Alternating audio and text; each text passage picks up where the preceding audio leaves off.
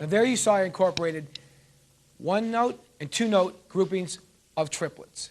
Now obviously you can take those triplets and go up to an infinite number of stickings or groupings. 3s, 4s, 5s, 6s, 7s, whatever you're capable of. Obviously it depends on the application and how far you want to take it. Now I'm going to give you some other examples of playing the groupings in 4, 5, and 6, and 7-note groupings for the time being. What I'll do is I'll first show you the grouping on its own, then I'll show you in context with a drum machine, then incorporated with the drum machine and a groove, so it makes a little more sense. Now a 4-note grouping would be something like this.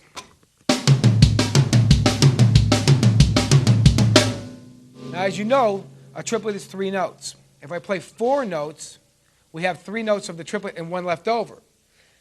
But if I play 3 groupings of 4, we have a total of 12 notes. Now if you mathematically subdivide that, that's the same as playing 4 groups of 3. So what I'll do is I'm going to play with the drum machine again, just the 4-note grouping fill against the triplet feel so you can see what it sounds like.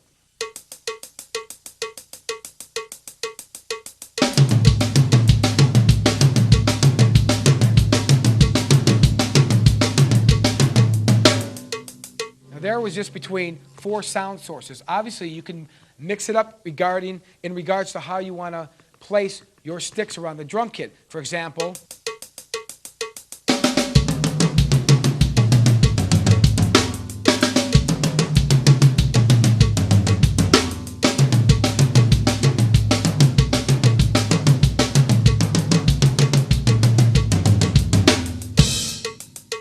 there was basically 4-note groupings, sometimes between 4 sound sources, sometimes between only 3 or 2.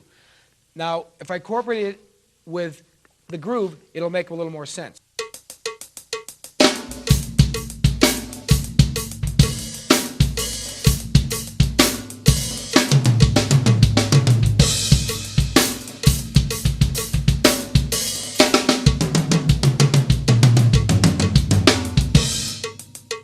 Okay, that was 4 notes. Now let's try going to 5. 4 or 5?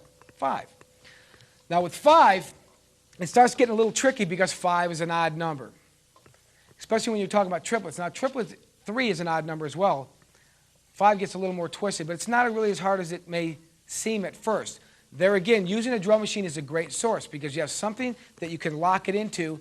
Then you practice playing the grooves and placing these groupings in there. It'll really help you a lot. Now, a 5-note grouping would be something like this.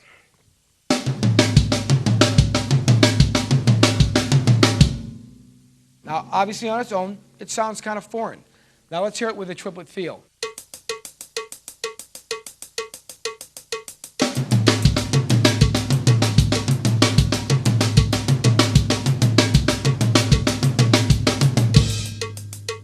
Okay, there you heard it against the triplet feel. Now let's hear it with like the beat.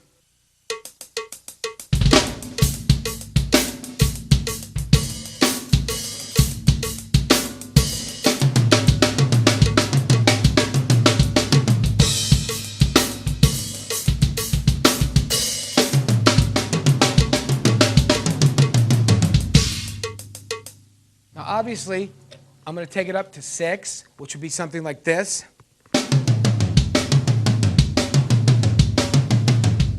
I can play between those drums. I can play between hands and feet.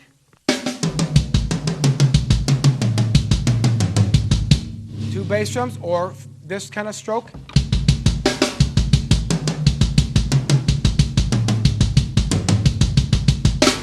You know, any type of strokes that you want to designate for your limbs is really up to you. The whole idea is to play a 6-note grouping at one time. Same thing when you get into 7s.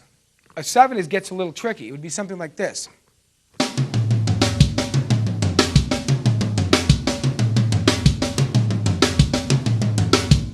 obviously, there again, on its own, it sounds foreign. In context with the drum machine,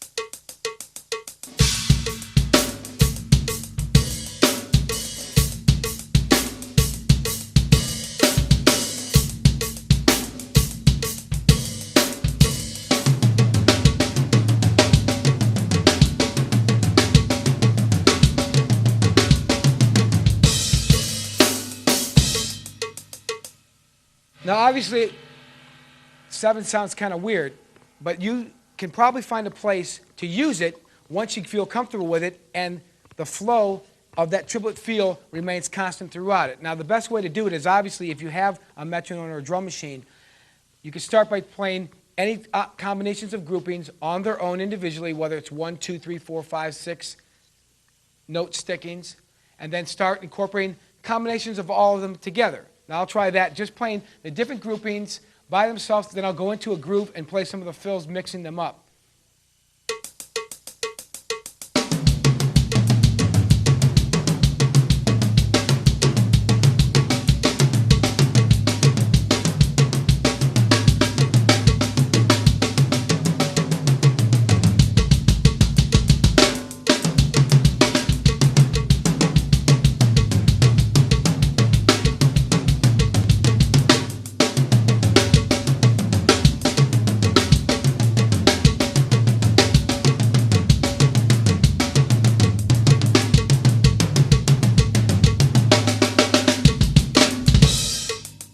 There I was just showing you all different groupings between 1s, 2s, 3, 4, 5, 6, 7s.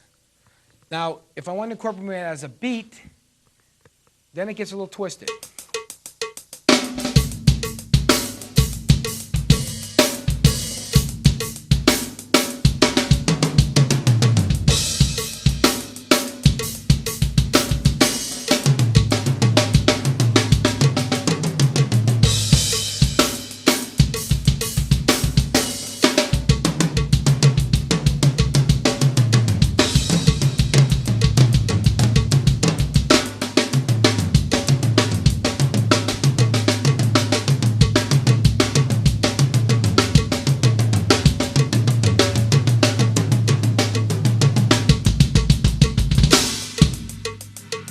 There you go.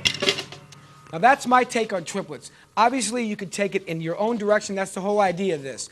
Get some ideas from me, steal them, put them in your pocket, walk out the door and go do it for yourself. Oh, and don't forget, it doesn't matter whether you play single bass or double bass. The exercise applies to both types of players. So go try it out.